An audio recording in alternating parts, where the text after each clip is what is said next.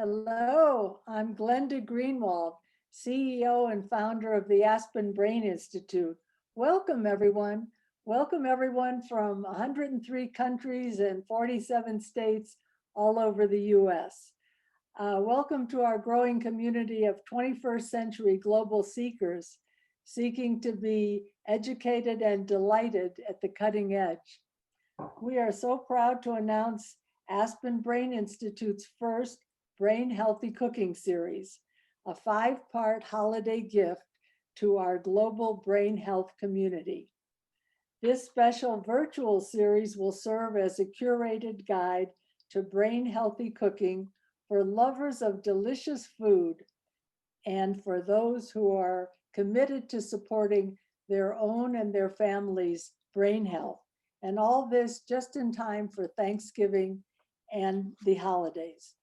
Now, each session will be led by our guest host, Dr. Annie Fenn, founder of the Brain Health Kitchen, and feature demonstrations from guest chefs and renowned brain health scientists.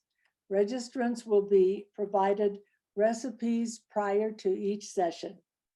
Now, you might ask, why is the Aspen Brain Institute having a brain healthy cooking series?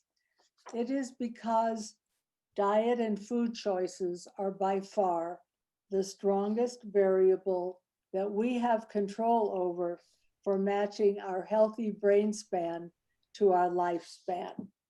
So that's our reason, and it's becoming very successful. It's a really important thing, I hope, that we're doing now and spreading the word about brain healthy cooking.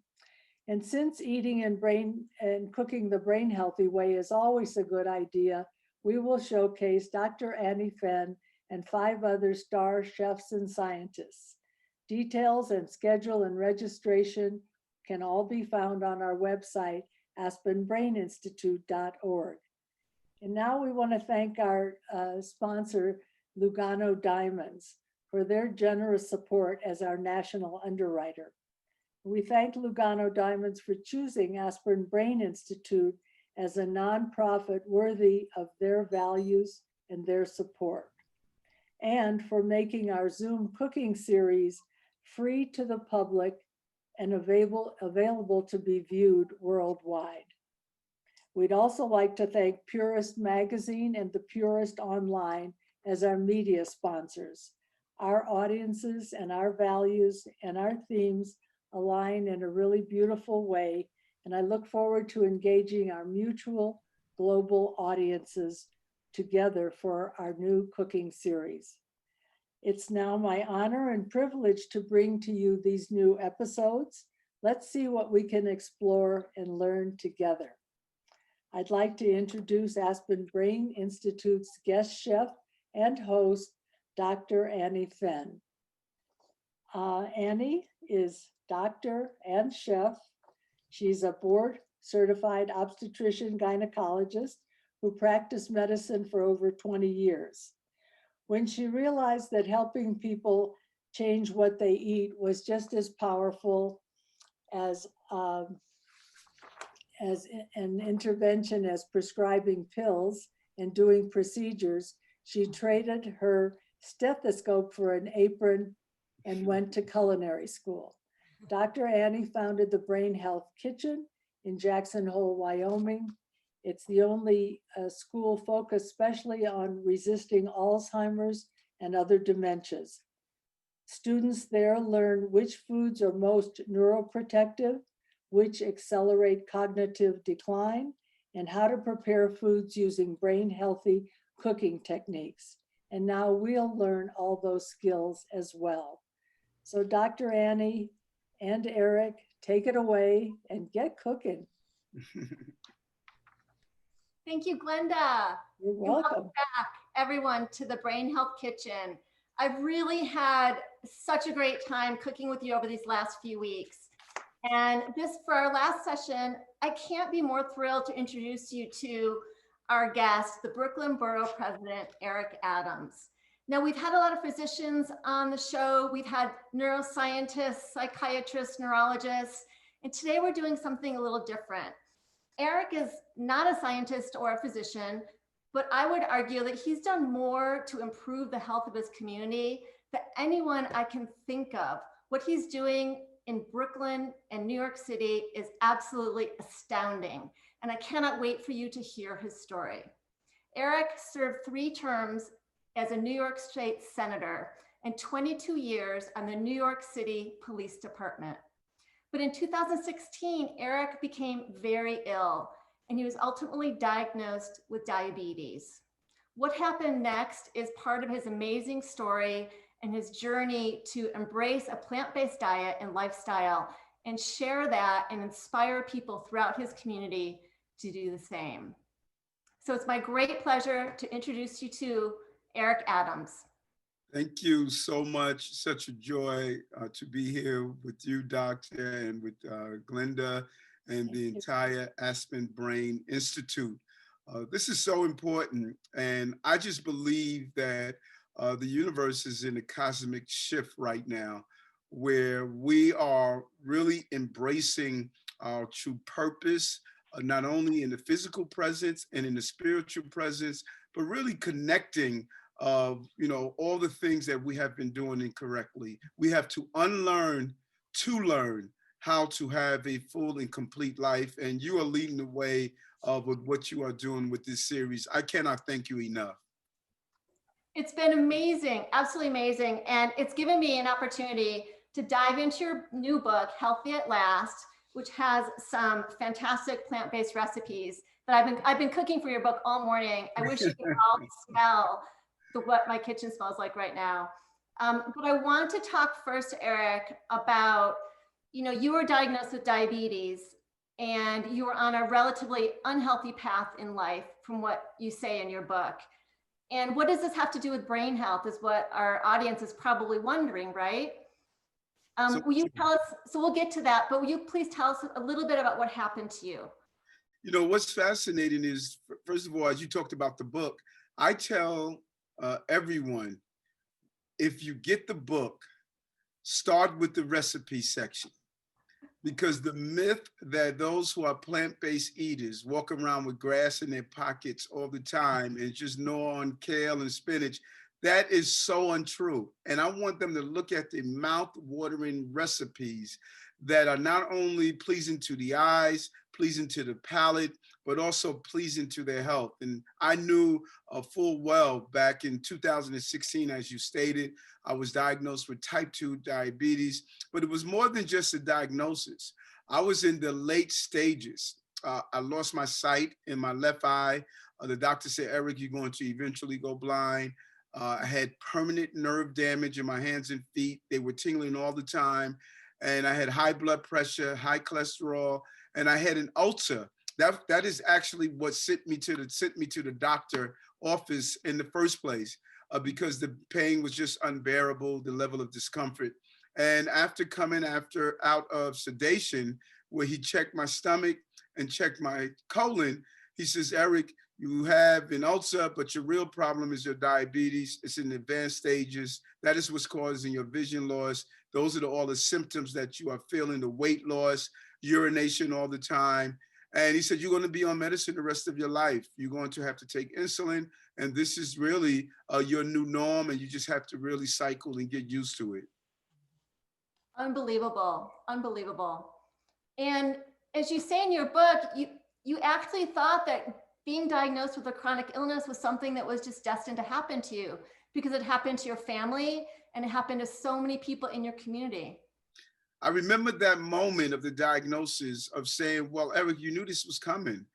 Your mother's diabetic, your brothers and sisters are either pre-diabetic or diabetic. My sister lost her kidneys to diabetes. Another sister was going through a chronic disease with breast cancer. Another brother was going through chemotherapy. And so I basically said that, well, you knew this is the journey that you're on. You're now over 50, you know that you're going to embark upon this. But after I went to 5 doctors, and all of them told me the same thing as the original diagnosis, I sat down at the computer that day and I just said, something just doesn't feel right. And I looked at the pamphlets, it said living with diabetes. I typed in one word different. Instead of living with diabetes, I typed in reversing diabetes. And Wow. all of this information came up. I met some amazing doctors, Dr. Greger, Dr. Ornish, writings, Dr.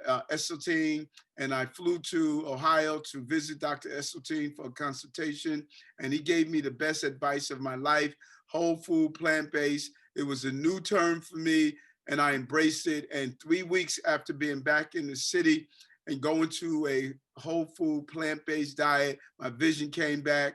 3 months later, my nerve damage went away. My diabetes went in remission. My cholesterol normalized, my blood pressure normalized, and that ulcer that sent me to the doctors in the first place, it went away. I couldn't even tell you when it went away. I just knew the pain was gone. That is unbelievable. And people might be wondering, what's the connection between diabetes and brain health? Well, everything we've been talking about on this series with Dr. Shirzais and Dr. Ramsey and Dr. Naidoo and Dr. Mosconi is all about maintaining metabolic health with the foods we eat. So metabolic health is what we do to prevent diabetes. Once someone is on the path towards diabetes, their risk of Alzheimer's skyrockets. And it's so important when we think about it. We often look at our brain as being disconnected from our body. We tend to believe that, hey, that hamburger I am eating, that fried chicken, the milk products, the dairy products, that has to deal with my stomach and the rest of parts of my body, but it has nothing to do with my brain. That is so untrue. Our brains are connected to the same blood supplies, the same arteries, the same water supply.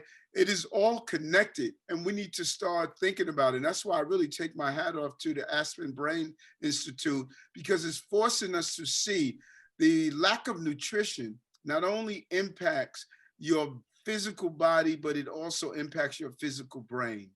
Mm-hmm. So you embrace the whole food plant-based diet, and you learn how to make delicious foods on your own. And you're probably one of the busiest people I've ever had the privilege of interviewing, but you follow, a diet of whole foods, and many of the foods you cook yourself in your own kitchen, and you show other people how to do it. So show me how you made that leap from your personal health journey to out into your community, because Brooklyn is a city of what, 6 million now? No, it's 2.6 million, the third largest city in America. Extremely diverse. 47% of Brooklynites speak a language other than English at home. We have many different cultures here in the borough of Brooklyn. And what was fascinating is that I remember a doctor the first week after just really feeling sorry for myself. I remember just this woe is me feeling that I could no longer eat the foods that I enjoyed. And that Sunday, I said, Eric, why are you saying woe is me? Why not embrace why not me? Why not start looking at the new universe that is in front of you, exploring spices and understanding the power of spices, looking at new vegetables and new fruits. And instead of looking at the 7 meals that I consumed all the time, but I just had them and didn't even realize them. I was eating 2 eggs on a roll with bacon every morning. I was eating the same thing for lunch, the same thing for dinner for the most part.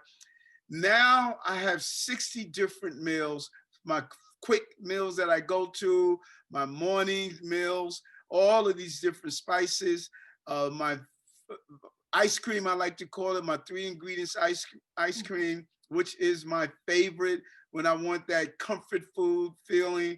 And so it was really about leaning into it. Yeah, I mean, you've got it dialed in. You figured out how to do it. So we're going to talk about the recipes that I've been cooking from your book today. But before, I've got one more thing I really want for you to touch on. I don't know if most people are aware of this, but African Americans are more likely to be diagnosed with Alzheimer's than white Americans. Between 2 and 4-fold greater risk of Alzheimer's in the Black community. The Hispanic community has a similar trend towards an increased risk.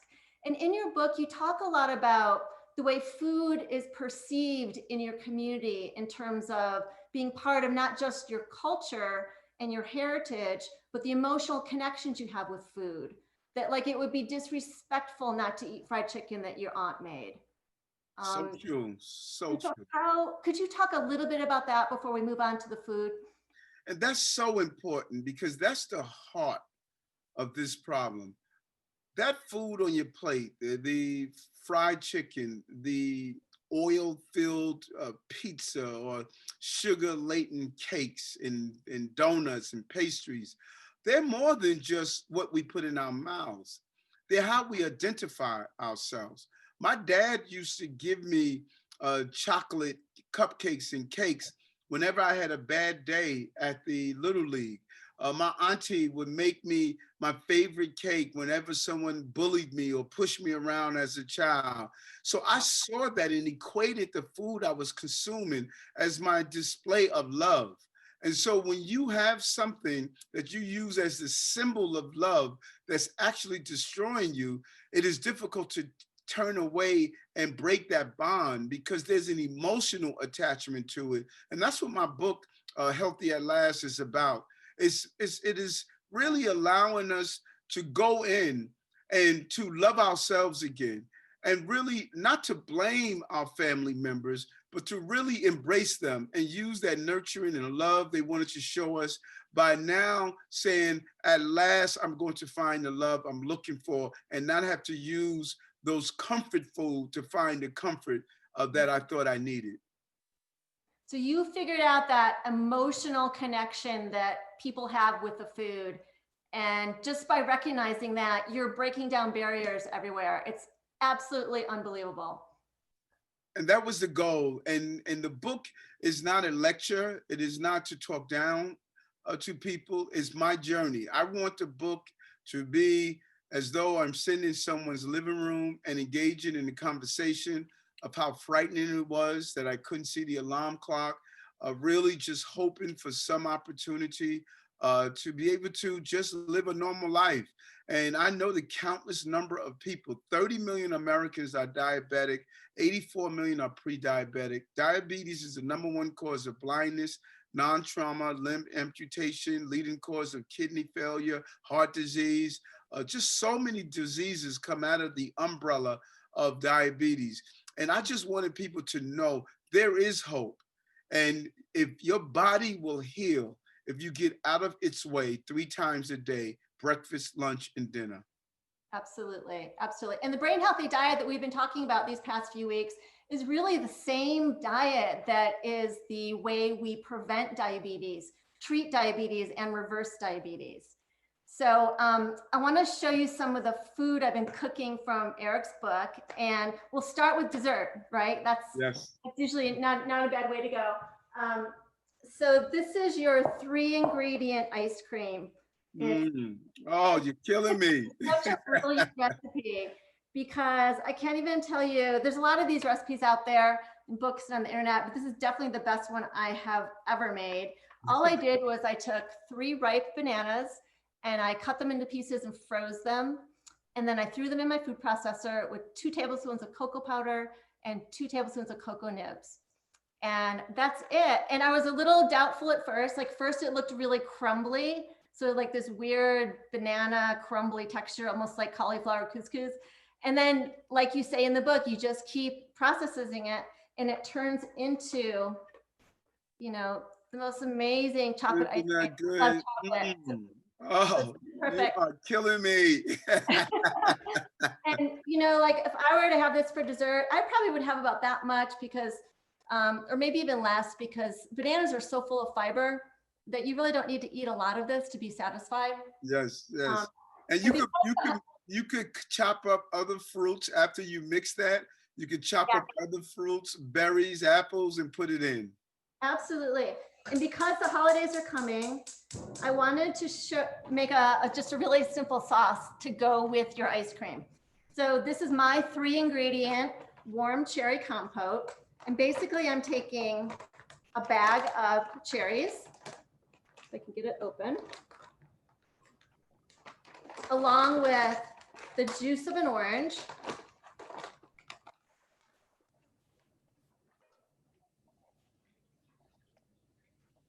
and a little bit of salt. And I'm going to cook that down for about 20 to 30 minutes while we're finishing up the episode. And I'll show you in a little while how that turns out. So that's going to be my 3-ingredient cherry sauce. Love I'll that. take that from your book. And I know that you crowdsource some of these recipes from a lot of your friends in the African-American communities, correct? Yes. So I also made the spicy Thai meatballs with the orange chili dipping sauce. I Now, love it. these are not meatballs, okay? These are made from millet. And I took a little bit of liberty with your recipe, Eric, because I didn't have any millet. So I used 2 other seeds. I used amaranth and quinoa, which works great. Yes. And I can't tell you how delicious this is. The dipping sauce is made with tamari and orange juice and chili sauce. There's ground up peanuts in it. There's ground peanuts and natural peanut butter in the actual, millet meatball. These bake in the oven for 20 minutes and they're absolutely delicious. And whole grains are not something that we should really be afraid of. Whole grains are actually a brain healthy food group. And that's important what you stated, that the recipes should be used as a foundation. You should add whatever you want to the recipes to get that additional flavor, fullness, taste. They're good on their own, but I find it, all of our taste buds are unique, and we should find our desire in the foundation of any recipe. Absolutely. And, it's very, very easy to make substitutions once you start to get the hang of cooking this food.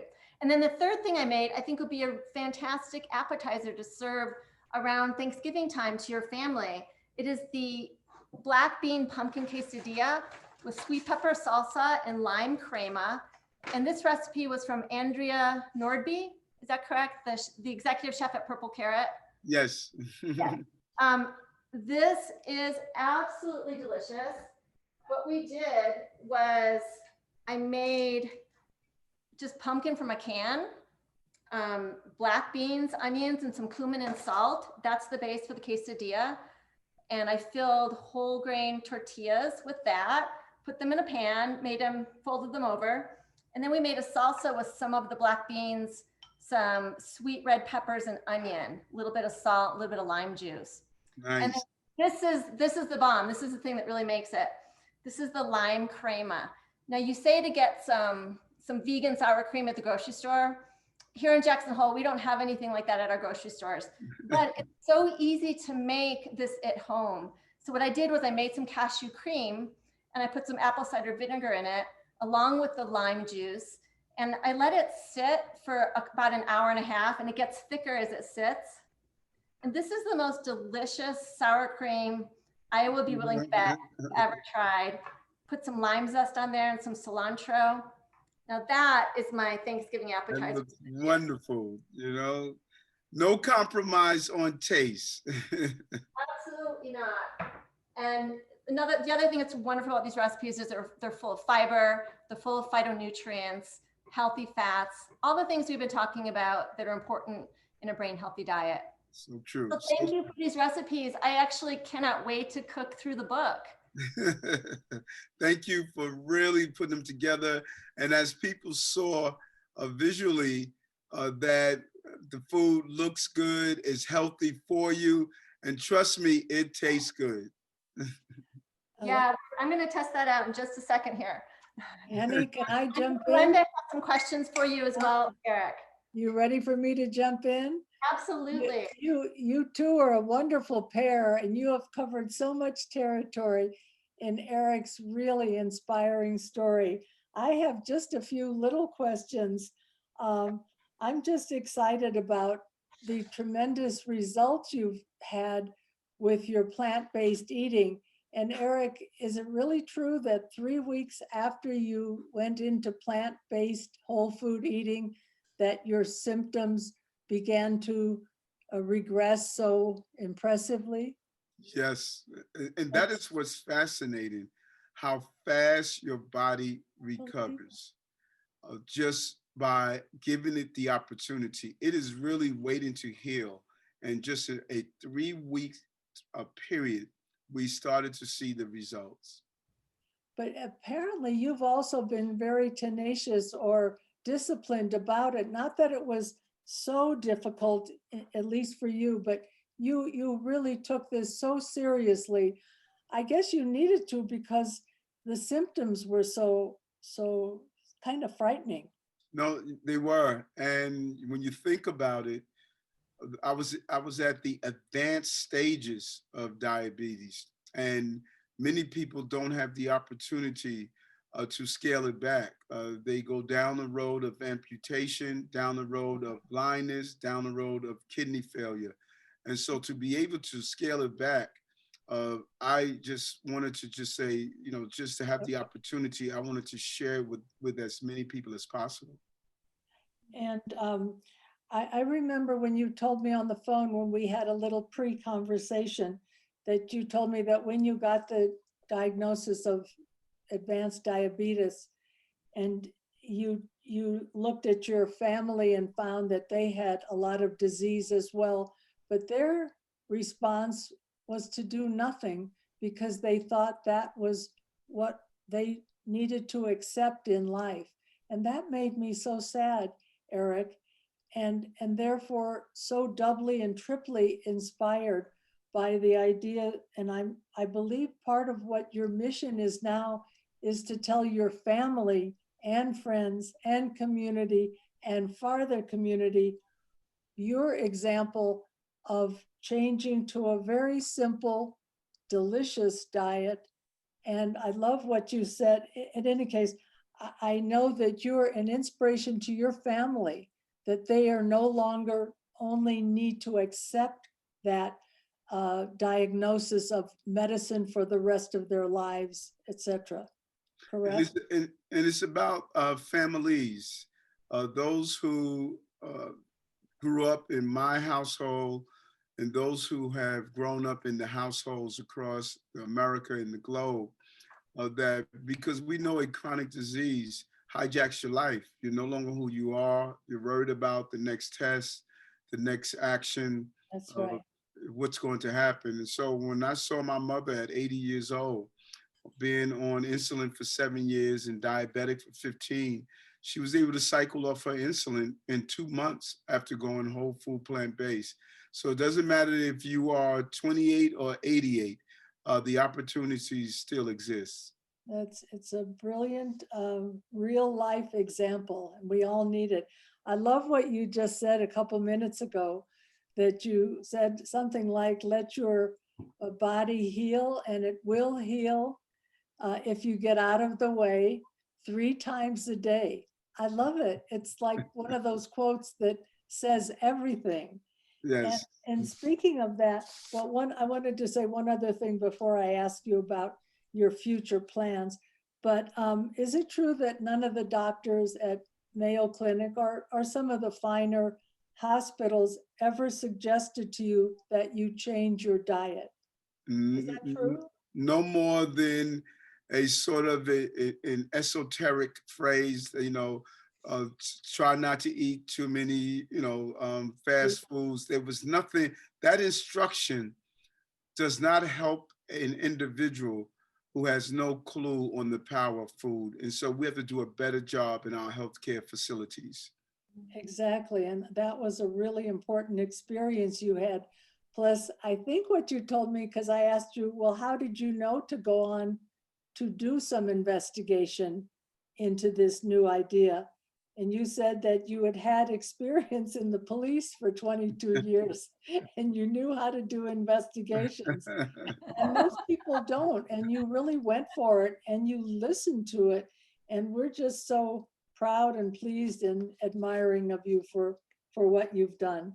Thank you. I wasn't a doctor, but as I stated, I wasn't a doctor, but I was a cop. Let's go where the evidence takes us. I love it. Fascinating. But Eric, I heard a rumor that you might be running for mayor of New York next year. Is that a rumor? Or? Yes, it's a Herculean task, but it's a great opportunity to really reshape our Health and Hospital Corporation one of the largest health care systems in the entire country. If we get it right here, we could get it right across the country and start saving lives. We have an amazing program at Bellevue Hospital with Dr. McMacken that was adopted out of the concept of a lifestyle medicine. We would love to see that duplicated throughout the entire city. As the mayor, that's something that I will be able to do, and we're looking at running in 2021. Well, that's fantastic. And I remember hearing something that you may have already done in Brooklyn, maybe in New York, something about no more baloney. What's that about? That is in our schools. We are moving towards a meatless Mondays, and we were able to successfully get processed meat out of our schools, where we're having a more healthy, nutritional, and balanced meal for our young people. That's beautiful. And I think that's where we want to start, because if we're going to try to make Aspen a model brain healthy community, and we're going to start with the kids and Yes. give them all kinds of ideas about brain health literacy and how brains work and brain health breaks. And they've got to have the right food. And you're the champion of that. If you can get that in either the Brooklyn or the New York City schools, I'm going to work for you for mayor of New York. That will be a brilliant, inspiring thing. And Eric and Annie, thank you. So we're running out of time. So I'm going to say goodbye. And I do want to show you how well please. Eric's 3-ingredient ice cream goes with my 3-ingredient cherry compote. Oh, that is so delicious, Annie. Love it. I wish I was in Aspen enjoying that meal. We all do too. As a native New Yorker, I'm looking forward to seeing great things. Thank you so much. Years. I'll help you. But, appreciate you, ladies. Thank you for what you're doing. You are welcome. Annie, you are an inspiring chef, and Eric, you're an inspiring leader and a community plant food hero. Thank you both. Thank you for helping to make our Aspen Brain Institute cooking series a success. And now I have some news. I am excited to remind everyone that this is the last call for bids for our Give the Gift of Good Health auction, which ends December 9th. We have some really exciting items in many categories. Please check out our website for a last look at our one-of-a-kind offers. You can bid, browse, and buy at aspenbraininstitute.org. And now, until next week, Annie, we're so jealous of you having that dessert. Till next week, see you in the Brain Health Kitchen, and let's get cooking. Ciao, everyone.